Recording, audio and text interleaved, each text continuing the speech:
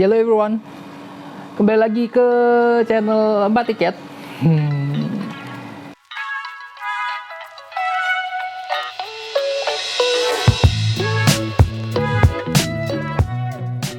Kita nggak mau bikin video kemana-mana ya.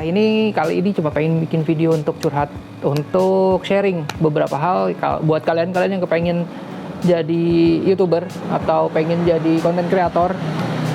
Banyak hal sebenarnya yang harus dipikirin. Jadi ya kayak gimana sih tonton video ini ya. Ini pertama, curhatnya sendiri adalah gue sebenarnya bukan vlogger untuk jalan-jalan, tapi lebih vlogger ke motovlog menggunakan bahasa Inggris. Itu yang awal. Kalau misalnya ada subscriber gue nih yang di sini, pasti tahu kok yang awal-awal yang sampai beberapa ribu itu sebenarnya adalah subscriber untuk motovlog gue. Jadi subscriber untuk jalan-jalan atau untuk traveling atau untuk review tempat itu sebenarnya baru beberapa puluh atau ratusan mungkin ya, nggak nyampe, belum banyak. Jadi bisa dibilang kayak gue ikut dari nol lagi lah gitu. Awalnya tuh ya kepengen nyoba YouTube tuh sebenarnya buat iseng awalnya. Gue pengen bawa kendaraan gitu kemana, tunjukin ke kalian, tapi pengen menggunakan bahasa yang lain.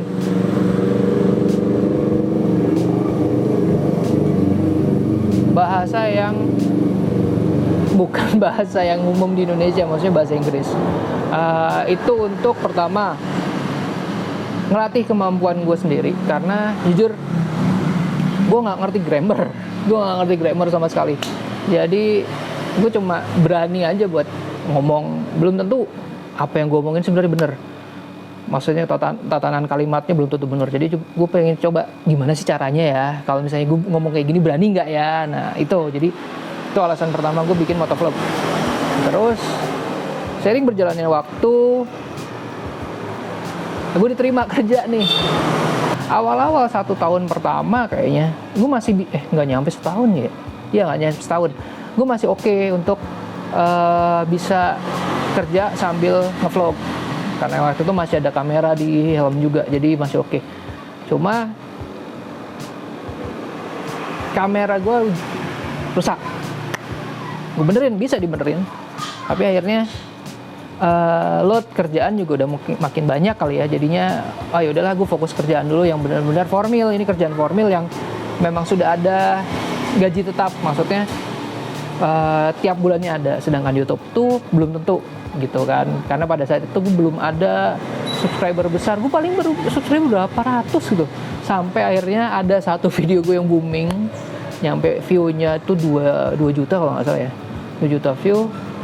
Akhirnya subscriber banyak dari situ. Aku masih ada videonya, coba aja dilihat. Nah,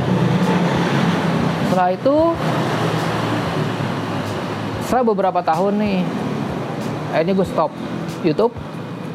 Gue nikah, punya anak.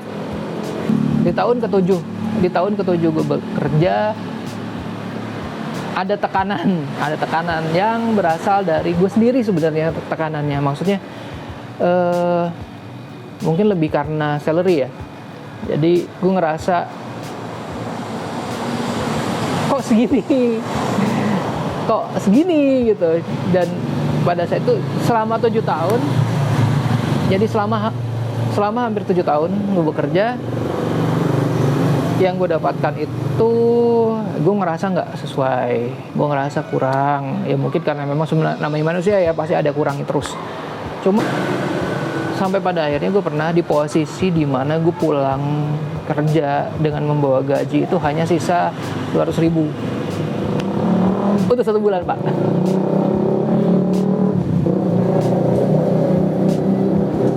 Karena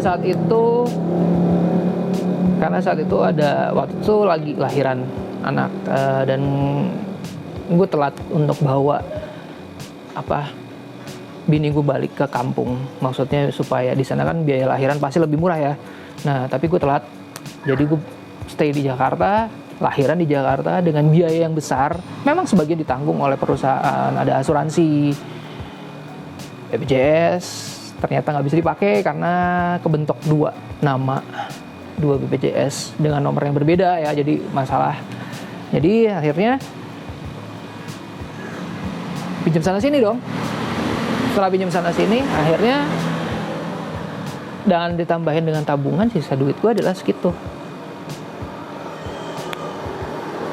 Ya, kecil ya. Itu udah termasuk buat bayar kontrakan juga ya. Nah, akhirnya waktu itu gue coba bertahan dengan berbagai cara, ikut ya apa sih, bikin apalah supaya bisa dapetin tambahan uang. Nah, itu tahun berapa ya? Itu tuh 2019. Di 2020 Covid melanda, bermasalah jadinya kan. Apa-apa susah, serba susah. Nah, terus sampai 2022 kemarin gue meminta kebijakan dari perusahaan untuk coba dong diapresiasi lebih gitu loh, karena posisinya kan gue udah senior di situ dan udah lama gitu, kok masih standar UMR, sedangkan under gue tuh ada beberapa itu ada yang hampir 2 kali lipat gue gitu loh. Jadi aku mikirnya kok begini ya. Bos gue sih oke, bos gue pengertian. Dia ngajuin ke bosnya lagi di atasnya dia, dan dia diajuin sampai ke bos atasnya lagi pun oke. Bahkan sampai diajuin ke direktur di divisi gue. Maksudnya jadi masing-masing divisi ada direkturnya, dan itu diajukan ke direktur divisi. Direktur pun oke. Sewaktu dilempar ke HR ternyata nggak oke. Nah, HR merasa bahwa itu terlalu besar karena perusahaan sedang membeli saham dari perusahaan lain yang jumlahnya besar sekali. Otomatis di hold. Pada saat di hold, apakah bisa gue mengajukan pinjaman? Nah, saat itu gue berpikir bahwa no, gue nggak mau ngambil pinjaman lagi. Dan gue inget YouTube. Nah, kan gue ada ya YouTube ya, gue punya YouTube ya. Subscriber gue dari segini loh. Coba ulang lagi. Sama nanti kalau misalnya ada dana-dana yang didapatkan dari perusahaan, bisa gue pakai buat usaha. Ya, saat itu gue mengajukan resign. Beberapa kali ditolak karena bos nganggep janganlah, sayang. Nah, tapi udah batu kali gue ya. Gue tetap resign. Dan akhirnya gue benar-benar nyoba usaha, kayak jualan pisang goreng, terus lanjutin YouTube lagi. Yang gue nggak tahu pada saat itu, ternyata YouTube gue AdSense-nya di-suspend. Dan gue harus mulai dari awal lagi, benar-benar mulai dari awal. Gimana untuk dapetin viewer, gimana untuk dapetin jam tayang, untuk akhirnya bisa dimonetisasi. Sebelumnya emang udah dimonetisasi, sudah ada dana, tapi stuck dong karena AdSense gue stuck. Gue bikin ulang dari awal, bener-bener ulang dari awal. Terus sempet stres, gila gue harus ulang dari awal. Aduh, yaudah gue bikin video. Tapi kan keluarga gue juga butuh dana ya untuk hidup ya. Nah itu salah gue sendiri.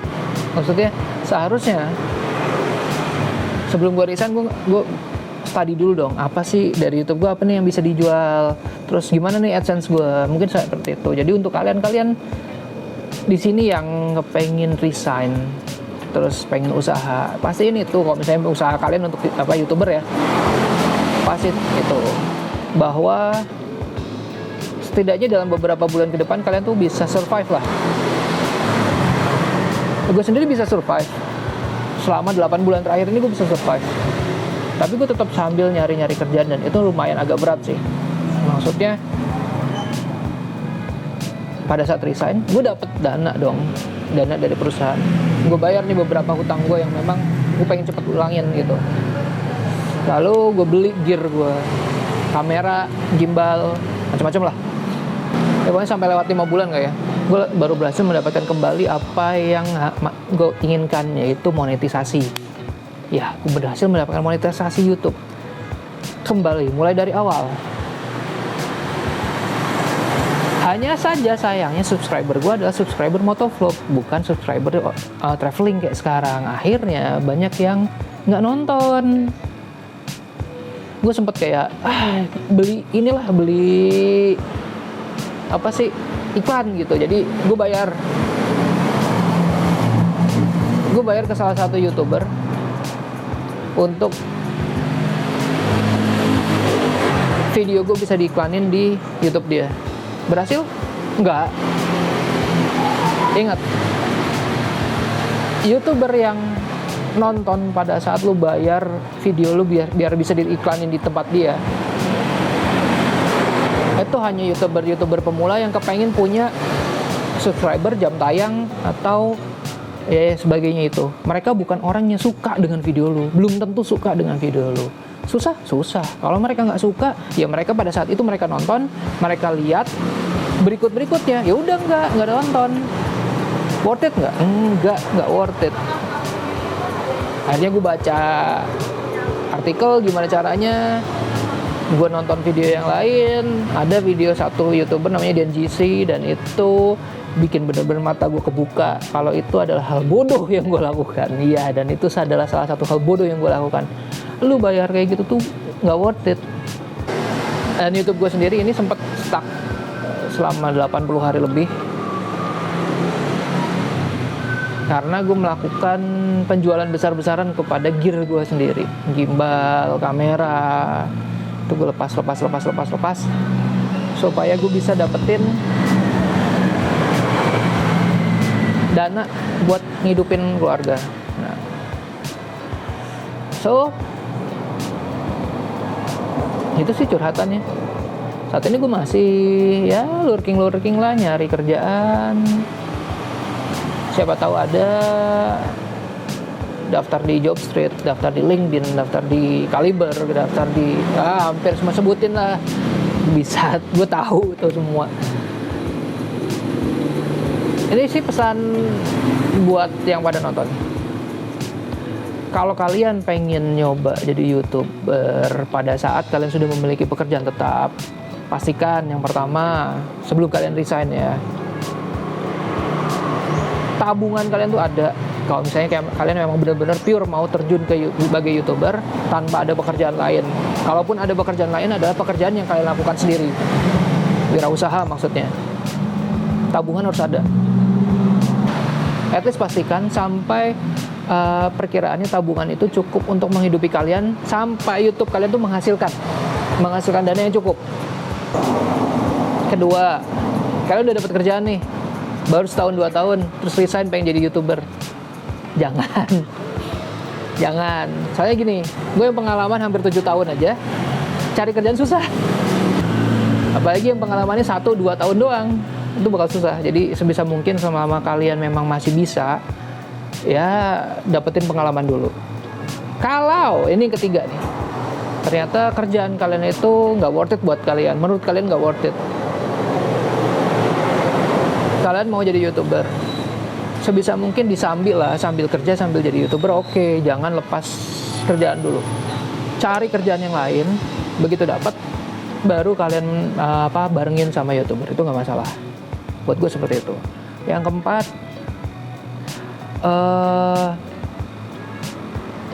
coba nonton videonya DenGC deh ya. DenGC atau kontributor lain di YouTube. Ada kok beberapa, kalau kalian sering baca di studio, kalian tahu kok siapa sih kontributor YouTube tuh siapa aja. Ada DenGC, ada yang lain juga. Nah, itu coba ikutin petunjuk-petunjuk dari mereka gimana cara jadi YouTuber yang baik. Apalagi kalian masih awal-awal pengen jadi YouTuber, harus rajin-rajin nonton itu supaya nggak ketipu kayak gue, nggak kena hal bodoh kayak gue. Jangan ngelakuin hal bodoh lah, jangan beli, jangan. Gue sih nggak beli subscriber, enggak, cuma gue bayar YouTuber untuk iklanin yang itu sebenarnya. Lu mau nyari apa? Lu nyari subscriber, udah subscriber itu doang. Subscriber udah. Sekarang nih udah dapetin duit itu bukan dilihat cuma dari subscriber lo. Jam tayang lu apa? Kalau jam tayang lu cuma 1 jam nggak ngaruh pak, nggak dapat duit. Dapat duit berapa? 100 perak. Mau buat apa? Beli permen atau nggak dapat. Sekarang permennya 502. Yang terakhir berdoa itu aja sih. Jadi buat youtuber lain yang waktu itu gue sering follow, sering komen kayak Bang Deka gitu, sukses ya bang.